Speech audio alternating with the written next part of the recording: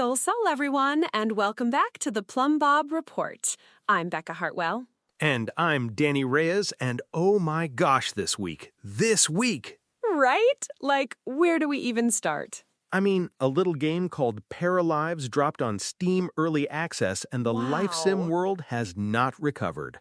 No way has it recovered. We are talking architectural freedom that's giving Sims 2 in the best way.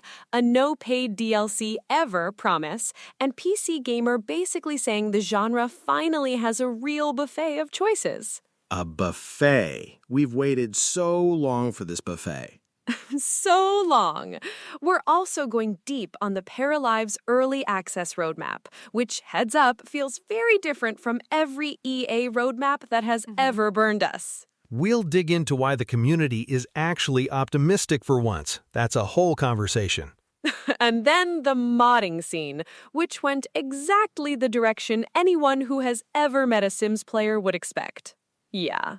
Look, we will say the name on air. We'll get there. We absolutely will. Plus, we have Zara Larson CC, a gorgeous gallery lot, and, okay, brace yourself, EA is selling 10 eyelashes for $2.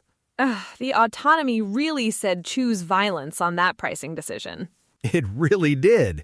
Okay, let's get into the news because we have a lot to cover. Starting with the biggest life sim launch week in years. Let's go.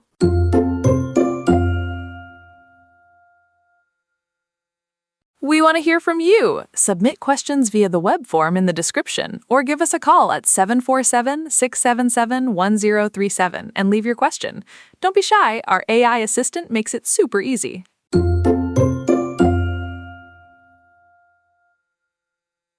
Okay, so can we just talk about what happened this week because Paralives hit Steam Early Access and I have not stopped thinking about it. I could tell. You texted me at 7 in the morning? 6:45, don't undersell it. But here's the thing, Danny. The build mode, the architecture. Molly Taylor over at Yahoo Tech wrote about it, and she said it's the kind of creative freedom she hasn't felt from a life sim since The Sims 2. Okay, that's a big claim. Right? That's giving Sims 2 in the best way, and I don't say that lightly. Sims 2 build mode before EA started slicing features into paid packs, that was something special. You could just build, no friction. I mean, the Sims 2 comparison is the community's highest compliment. That's the gold standard. Exactly, and Paralives is apparently landing there. Molly called it an amateur architect's dream. Okay, I'll admit, that got me. I'm a sucker for good build mode. Everyone is. You know what I mean? That's where we spend half our lives in these games. So, how's the actual reception been? Strong, genuinely strong. And the bigger story, the one that IGN covered this week, Vicky Blake reporting, is that the developer says all future content will be free. Wait, free? Free. No paid DLC, ever. Okay, I need a second with that because developers say things. Fair, but according to Vicky's piece, they're saying launch sales alone are funding continued development. They can afford to keep everything free because the game sold well enough out of the gate. So they're not relying on a DLC drip to survive. Right. And in the IGN article, the team framed it as, and I'm paraphrasing here, it's what they'd want as life sim fans themselves. Okay, that actually got me. I knew it would. No, I'm serious. That's not PR language. That's a person who's been burned by a pack they didn't want to buy. That's exactly what that is. We love a dumpster fire, actually, but the opposite of a dumpster fire. A campfire. Cozy and intentional. Okay, but let me push back a little because the hype on this game has been enormous. Gamer Talk has been going wild. Ginger Kohler over at her campus played it herself and wrote about whether it lives up to the buzz. And? She played it. She had thoughts. The vibe is that it's a genuinely promising early access, not fake promising. Which is a real distinction. Huge distinction. And here's what I think is the bigger picture moment. Lauren Morton at PC Gamer made this point on Thursday that stuck with me. She said, life simmers finally have the variety they've been asking for. Paralives, Inzoi, and Sims 4 all viable at the same time. Buffet. That's literally the word she used, a buffet of choice. I mean, for years it's been you either play Sims 4 or you wait. That's it. Those were the options. Right, and the community has been asking for competition to push EA, and now there's actual competition. Do you think Sims 4 players are nervous or excited? Think both.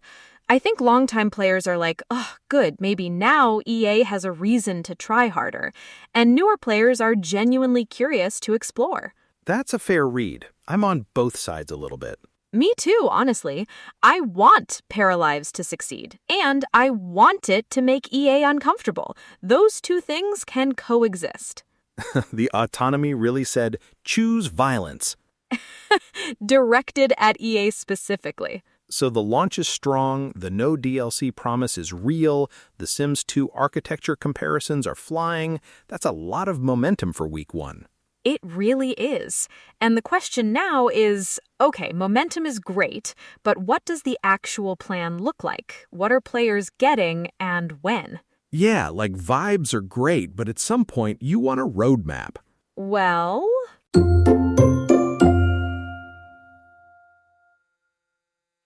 So the roadmap dropped, and honestly... Okay, yes, what's on it? GameGrin and Neon Lights Media both covered it this week. Cars, Supernaturals, expanded life stages, and because the launch sales came in strong, all of it free. Okay, I want to believe that, I do. But Danny has been burned so many times by roadmap promises that I have to ask, is this different? You have PTSD from EA roadmaps, and honestly, valid. I have receipts, Becca, a whole folder. Sims 4 roadmaps that said life simulation improvements and then showed up as vibes, patch note vibes. Okay, that's fair. Here's the thing, though. The Paralives team's framing is different. They said in the IGN piece by Vicky Blake that the free content model is what we would like as life sim fans ourselves. Like, they're making the game they wanted to play. That's actually a really good answer. Right? It doesn't feel like corporate speak. It feels like someone who is frustrated by The Sims. That's giving indie developer energy in the best way. Okay, I will allow it. So what's the actual pipeline look like priority-wise? So according to Neon Lights Media roadmap breakdown, they're working in phases. Immediate stuff is bug fixes and quality of life. Then midterm is expanding gameplay systems. The bigger stuff, cars, supernaturals, that's further out. Which is honest at least. Exactly. They're not promising supernatural werewolves by summer. Unlike certain other games that shall remain nameless but rhyme with The Sims 4. I said what I said. And the community response to the roadmap? Positive. Like, genuinely positive. Which is wild because Sims players as a group have been conditioned to read roadmaps and immediately find the footnote that says, subject to change, please purchase the Nifty Knitting Stuff Pack. The trauma is real. But with Paralives, the trust feels earned because the free content promise came tied to actual launch sales numbers. It's not a marketing bullet point, it's a funded commitment. That's the part that matters. Anyone can write free updates forever on a Steam page. Proving it requires money. And they have the money, so the roadmap optimism is actually grounded in something. You know what? I'll be cautiously hopeful. Not motherlode hopeful, like rosebud hopeful. Rosebud hopeful. That's the perfect scale. I'm writing that down. One simoleon at a time. One simoleon at a time. Okay, so speaking of what the community is doing with Paralives while they wait for that roadmap to unfold. Oh, I know where this is going. The modding scene has officially arrived. Yes, it arrived. And I need to talk about it because the most popular mod right now is not a camera fix or a UI overhaul. No, it is not. It is called, and I say this with complete journalistic integrity, Opens lap. Parapenis, the most downloaded mod, day one community energy right there. The autonomy really does say choose violence.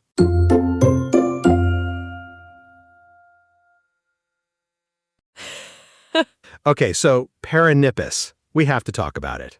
I mean, were we surprised? Even a little? Not even 1% surprised. Joshua Wolins over at PC Gamer put it perfectly, calling it the most popular Paralives mod within the first few days. The modding community said, and I quote, "Choose violence immediately." First week of early access, and that's where we are. That's exactly where we are. And honestly, good. That's a healthy modding community. That's the sign of a game people actually care about. Right, and OpenCritic framed it really well, saying the Sims fanbase has clearly found a new home, like they came over and immediately made themselves comfortable. Very, very comfortable. But okay, I want to pivot here because the creative stuff coming out right now is genuinely impressive across both games. Sims Community just did a roundup of Sims 4 camera mods ported over to Paralives, which is kind of wild to even say out loud. Wait, seriously? Someone already ported Sims 3 camera mods? Yeah, and if you know Sims history, that camera is beloved.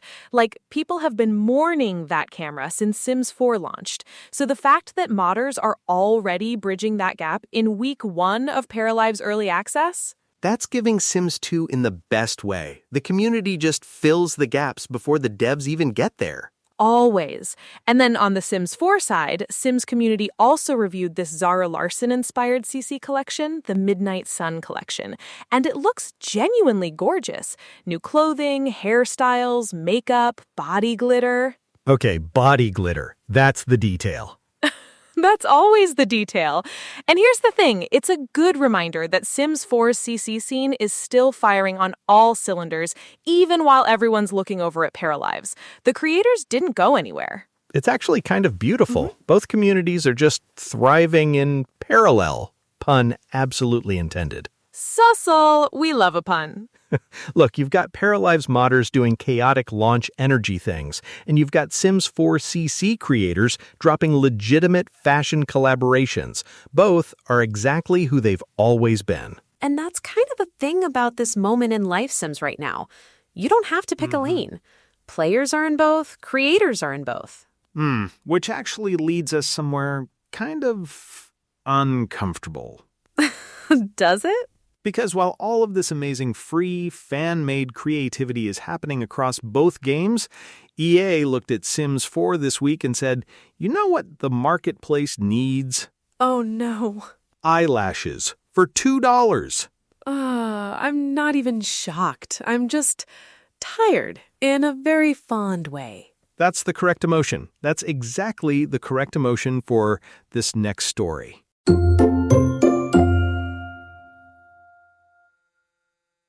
So, $2 eyelashes. $2 eyelashes. 10 of them for $2. Sims Community covered it this week, and I genuinely had to sit with that for a second. Like, not even a full set? 10 lashes? 10 lashes! And you know what? EA has somehow made 10 lashes a complete sentence that means something to this community now. We are so down bad for this game. We really are, and that is the thing, right?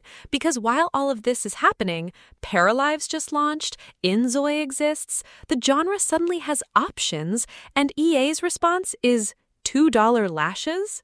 I mean, the autonomy really said choose violence on that pricing decision. But here's the thing, and I want to be fair about this. There's a gallery lot going around this week, too. EA posted it on their site.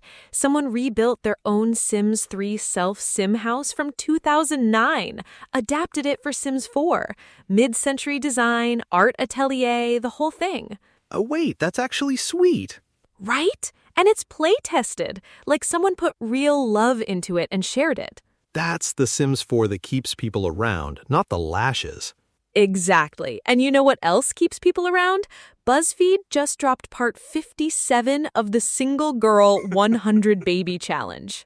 I mean, that's just genuinely impressive. That's not a playthrough, that's a commitment. That's a lifestyle. And it says something about what Sims 4 actually does well, you know? It gives people these ridiculous sandboxes and then gets out of the way. When it's not charging $2 for 10 lashes anyway. Yeah, the lashes remain a choice. Here's what I keep thinking, though. Paralives exists now. Inzoi exists. If EA is paying attention, and I hope they are, this is actually a real moment. You think competition changes things? I think it has to. Like at some point, the Sims team looks over and sees a small indie studio giving away all their content for free and thinks, The comparison is pretty uncomfortable for them. right. And players are noticing. The discourse is already shifting. It's not Sims or nothing anymore. Which, honestly, good. That pressure is what the Sims franchise has needed for a long time. A little, we could go elsewhere energy. Rosebud hopeful that EA feels that. Look, I will always love this game. I have been playing since launch day. I am not going anywhere. But I also want better for it. Same. And the fact that people are still on part 57 of a baby challenge while also downloading Paralives mods tells you everything. The community has room for all of it. That's kind of beautiful, actually. Very beautiful. Slightly unhinged, but mostly beautiful.